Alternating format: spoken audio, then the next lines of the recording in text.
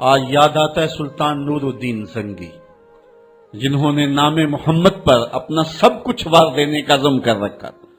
دنیا پہ کتنے حکمران آئے ہیں، آج دنیا ان کا نام بھی نہیں جانتی، لیکن کیا وجہ ہے کہ سلطان ایوبی کا نام لبوں پر آئے ادب سے پلکیں جھک جاتی، عقیدت اور احترام کے جذبات سینے میں پیدا ہوتے ہیں۔ کیوں؟ اس لیے کہ حضور علیہ السلام کے نام پر اس نے وفا کی ہے، اور یہ رب کا وعدہ ہے کہ جو میرے رسول سے وفا کرے گا پھر اس کو میں مرنے نہیں دوں گا۔ اقبال نے اپنا سارا فلسفہ شعر میں نچوڑا ہے کہ محمد سے وفا تو نے تو ہم تیرے ہیں، یہ جہاں چیز ہے کیا لوح قلم تیرے۔ تو حضور کے نام پہ جن لوگوں نے وفا کی ہے، رب نے پھر انہیں مرنے نہیں دیا۔ آج بھی سلطان صلاح الدین ایوبی کی قبر بھی زندہ ہے، آج نور الدین زنگی کی قبر بھی زندہ ہے۔ اچھا، یہ بات میں بتاؤں کہ حضور علیہ السلام کے گستاخوں کے ساتھ نپٹنا یہ ہر شخص کے بس کا روگ بھی نہیں ہے، یہ ڈیوٹی بھی رب کی طرف سے ہوتی ہے، اور رسول اللہ جس کو پسند کریں اس کی ہی یہ ڈیوٹی لگاتے ہیں، ورنہ کس کے سینے میں یہ آرزو نہیں مچلتی؟ جب راجپال نے توہین کی تھی تو کون نہیں چاہتا تھا کہ اس کی گردن کاٹوں، لیکن سعادت مندی نصیب ہوئی تو غازی علم الدین شہید کو نصیب ہوئے۔ علامہ اقبال علیہ رحمہ نے کہا تھا جنازے میں کیسی گلیں کرتے رہ گئے، ترخانہ دا منڈا نمبر لے گیا۔ حضرت پیر جماعت علی شاہ رحمۃ اللہ تعالی علیہ نے کہا تھا غازی علم الدین کے جنازے پہ گردن جھکائے چل رہے تھے، آنکھوں میں آنسو تھے۔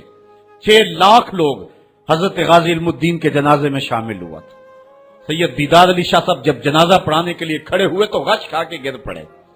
بعد میں جب اٹھے اور جنازہ پڑھایا تو کسی نے کہا حضرت آپ نے بڑے بڑے جنازے پڑھائے ہیں، کبھی یہ کیفیت آپ کی ہوئی نہیں ہے۔ فرمایا جنازے بڑے پڑھائے ہیں لیکن کبھی حضور کا دیدار نہیں ہوا ہے۔ آج پہلی بار یہ موقع ملا، ادھر جنازہ پڑھانے لگا، ادھر آمنہ کا لال بھی سامنے تھا۔ حضرت پیر امیر ملت علیہ رحمہ گردن جھکائے چل رہے تھے تو آپ نے کہا لوگوں میں نے بڑے بڑے بادشاہوں کی کہانیاں پڑھی ہیں، میرے دل میں کبھی یہ امنگ نہیں جاگی کہ فلاں بادشاہ میں ہوتا۔ جو فقیر ہوتا ہے وہ خود ہی شہنشاہ ہوتا ہے، اس لیے اس کے دل میں یہ آرزو کیوں پیدا ہو کہ وہ بادشاہ ہو، وہ خود ہی شہنشاہ ہوتا ہے۔ کہتے ہیں میں نے بڑے بڑے پہلوانوں کے تذکرے سنے ہیں، میرے دل میں یہ امنگ بھی نہیں جاگی کہ فلاں پہلوان میں ہوتا۔ اور پھر فرمانے لگے لوگوں میں نے بڑے بڑے ولیوں کے تذکرے سنے، میں نے کبھی یہ آرزو بھی سینے میں نہیں پائی کہ فلاں ولی میں ہوتا۔ لیکن آج غازی علم الدین کا جنازہ لوگوں کے کندھوں پہ جا رہا ہے، میرے دل میں آج یہ انگڑائیاں جذبات لے رہے ہیں، کاش آج اس چارپائی پہ جماعت علی شاہ ہوتا۔ یہ آرزو، یہ تمنا، یہ خواہش میرے دل میں انگڑائیاں لے رہے ہیں۔ یہ سعادت مندیاں ہیں، یہ خوش نصیب لوگوں کا مقصوم ہے، اور یہ مقدر والے لوگوں کو سعادت مندی نصیب ہوتی ہے۔ یہ یہودی یہ شروع سے پیغمبر حسن و جمال حضور علیہ السلام کی توہین و تنقیص کو شعار زندگی رکھتے ہیں۔ تو ایک زمانے میں انہوں نے سازش کی اور آقا کریم کے روضہ اطہر سے حضور کے جسد اطہر کو چرانے کی سازش کی، اور جس کی حفاظت میرا رب کرے کون اس محبوب کا بال بھی کر سکتا ہے۔ یہ جو کچھ ہو رہا ہے یہ ہمارا امتحان ہے، ورنہ جس کے سر پہ بارہ فانا لاکا ذکر کا تاج میرے رب نے رکھا ہے، بھلا اس کی شان کو کوئی گھٹا سکتا ہے؟ جدا ذکر خدا بلند کرے کیڑا جمعہ حسن و بند کرے، اس ذکر دا حافظ آپ خدا پڑھو لا الہ، خود اللہ حفاظت کرنے والا ہے ذکر کی۔ یہ تاج رب نے محبوب کے سر پہ رکھا ہوا ہے، اس لیے چاند کی طرف منہ کر کے تھوکنے سے چاند کی نوری کرنوں کو میلا نہیں کیا جا سکتا۔ تھوکنے والے کا اپنا منہ گندا ہوگا، لیکن چاند کل بھی روشن تھا، چاند آج بھی روشن رہے گا۔ مدینے والے چاند کی عظمتوں کو کوئی گہنا سکتا ہی نہیں ہے، کیونکہ جس کے سر پہ وارفانا لکا ذکر کی چادر میرے رب نے تان دی ہے، اس کی عظمتوں کو کوئی گھٹا سکتا ہی نہیں ہے۔ یہ امتحان ہمارا ہے، یہ آزمائش ہماری ہے۔ اللہ اکبر۔ تو میں نے کہا کہ یہ سعادت مند لوگوں کا مقصوم ہوتا ہے۔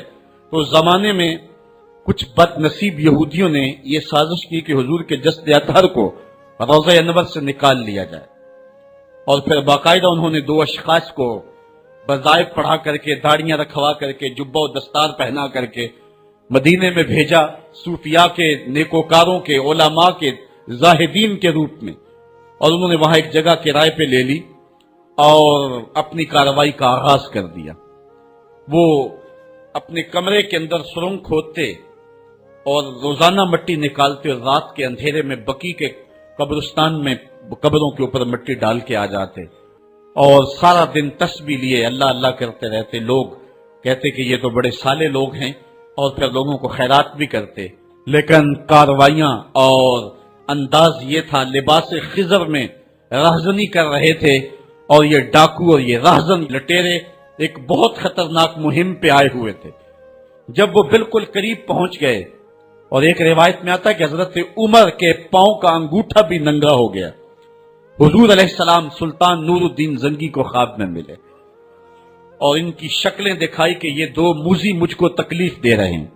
تو سلطان فوراً اٹھا اور کہا مدینے میں کوئی غیر معمولی واقعہ ظہور پذیر ہوا ہے، اور اس نے جلدی سے کچھ سواروں کو اپنے ساتھ لیا اور کچھ خزانہ ساتھ لیا اور فوجوں کو حکم دیا کہ وہ تیار ہو کر کے جلدی میرے پیچھے آئیں. مدینے میں پہنچ کر کے اس نے دعوت عام کر دی اور لوگوں کہا کہ آؤ میرے دسترخوان نعمت سے کھاؤ، اور لوگوں کو خیرات کرنے لگا. سارا مدینہ اس کے پاس آیا، لیکن جو شکلیں اس نے دیکھی تھی اس کو وہ نظر نہ آئی. وہ بار بار پوچھتا تھا کوئی رہ تو نہیں گیا. لوگوں نے کہا کہ نہیں، سارے جو ہیں وہ آپ سے خیرات لے گئے ہیں. ہاں، دو شخص ایسے ہیں کہ جو بہت بڑے سخی ہیں، ان کو تو ضرورت ہی نہیں آپ کی دہلیز پہ آنے کی. بادشاہ نے کہا مجھے دکھاؤ وہ کون ہے. بادشاہ کو شک گزرا یہ وہی تھے. جب سامنے آئے تو بادشاہ نے فوراً پہچان لیا.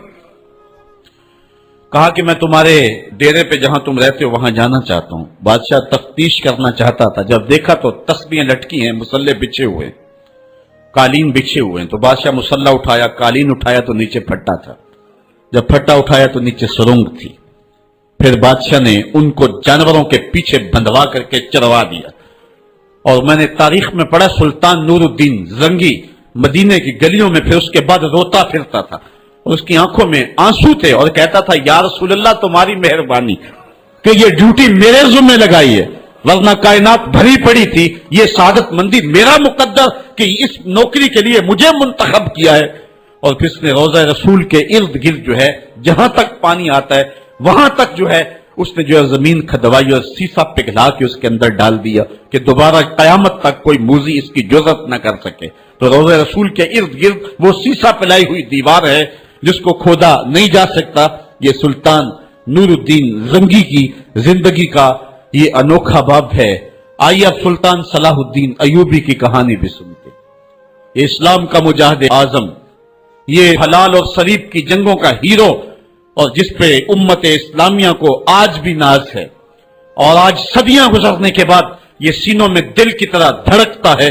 سلطان ایوبی کا نام آج بھی دلوں پہ نقش ہے اور اس کا نام سن کے مردہ جانوں کے اندر بھی زندگی کی حرارت پیدا ہو جاتی ہے. اس کے زمانے میں ریجینالڈ بدبخت ایک انگلستان کے شہزادے نے حاجیوں کے قافلے کو روک لیا اور ان کا سامان لوٹ لیا.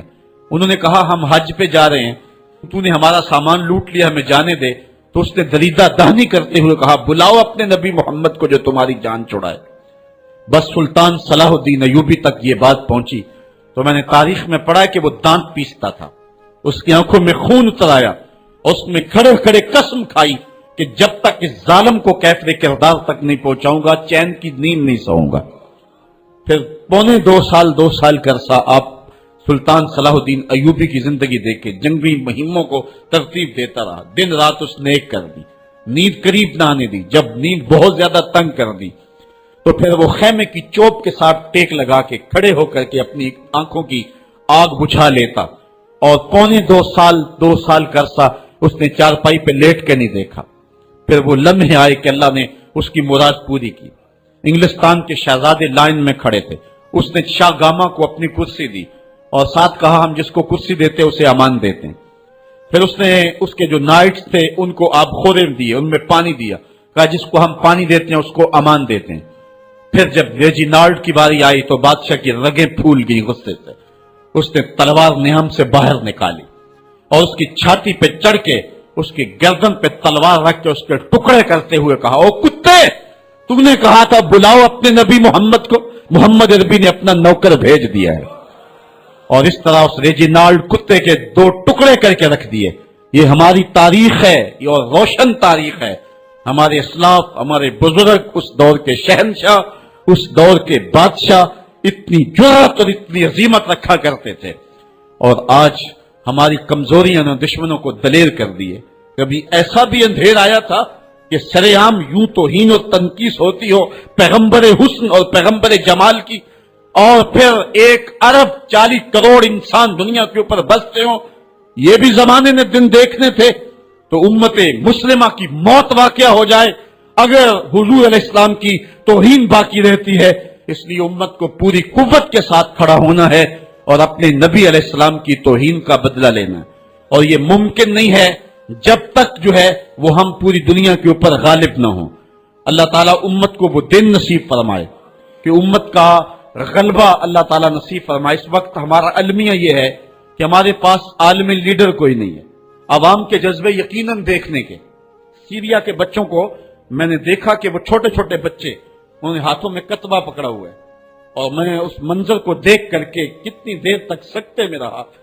اس کے اوپر لکھا ہوا تھا اقتلونا ولا تسبوا لنبینا، ہمارے ٹکڑے کر دو لیکن ہمارے نبی کو گالی نہ دو.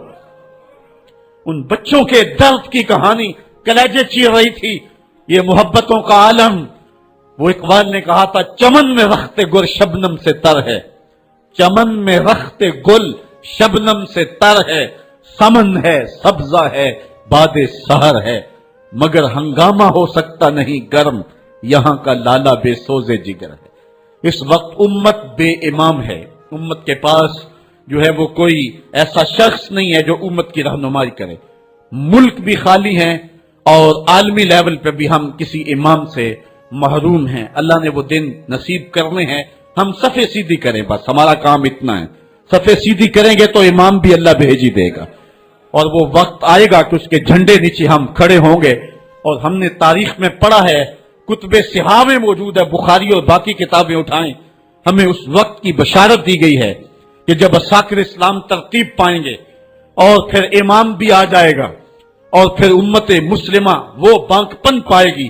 یہ صحیح حدیث میں آتا ہے کہ اگر کوئی یہودی کسی پتھر کے پیچھے یا درخت کے پیچھے چھپ کر کے پناہ مانگنا چاہے گا تو وہ پتھر مسلمانوں مجاہدوں کو بول کر کے کہے گا ادھر آ، یہ ظالم میرے پیچھے چھپا ہوا ہے. وہ دن بھی اللہ تعالیٰ نے ہمیں دکھانے ہیں اور پوری امت کے اوپر جھنڈا جھولے گا تو آمنہ کے لال کا ہی جھولے گا انشاءاللہ.